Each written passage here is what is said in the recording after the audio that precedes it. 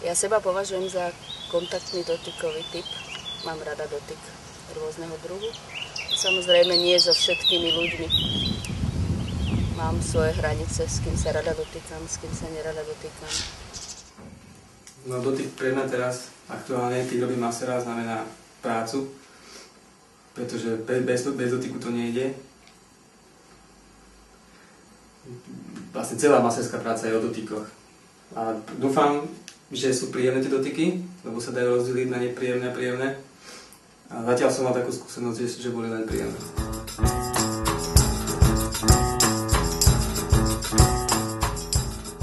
Dotyk s mojima blízkyma, s deťma, so ženou, aj dotyk s cestujúcima.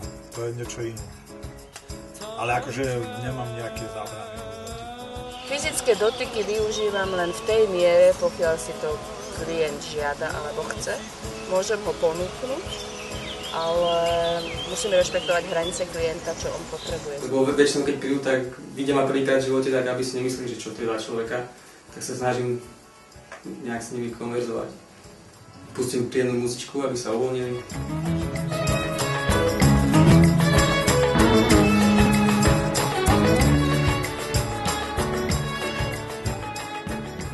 So ženou nemám zlý pocit, lebo som si ju vybral. Akože.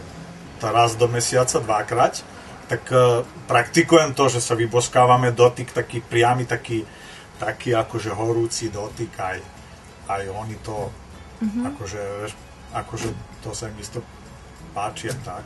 Ak bol niekto telesne zranený, treba s nejakým násilím, nejakým prepadom, znásilnením, tak ten človek v prvom rade reaguje s túhnutím tela, tak jemu určite nemôže padnúť, keby som sa na neho navesila a sa ho začala dotýkať a ho chlácholiť.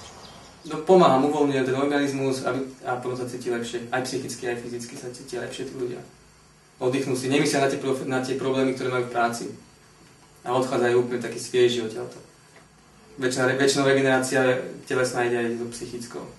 Napríklad k maserovi akože nejdem a kaderníkom idem, ne?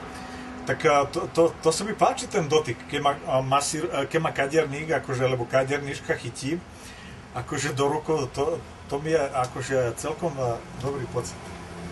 Zábrany máte najčastejšie v tom, čo sama na sebe nepoznáte. Nemala som ešte takých klientov, pri ktorých by som pociťovala veľmi veľké zábrany.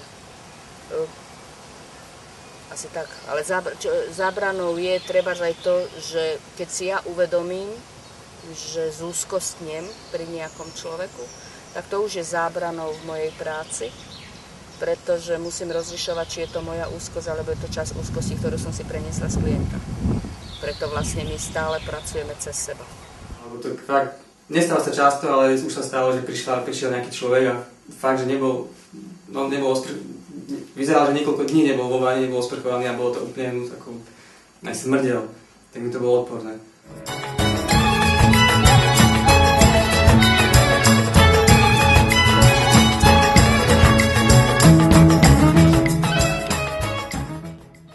No to som ti hovoril ešte o tých klientov, že sa delia asi na dve, ale našťastie tá menšia časť je fakt malá. A to sú tí, ktorí neprídu sem kvôli tomu, aby som im pomohol, nejak fyzicky, ale len na to, aby som sa ich dotýkal.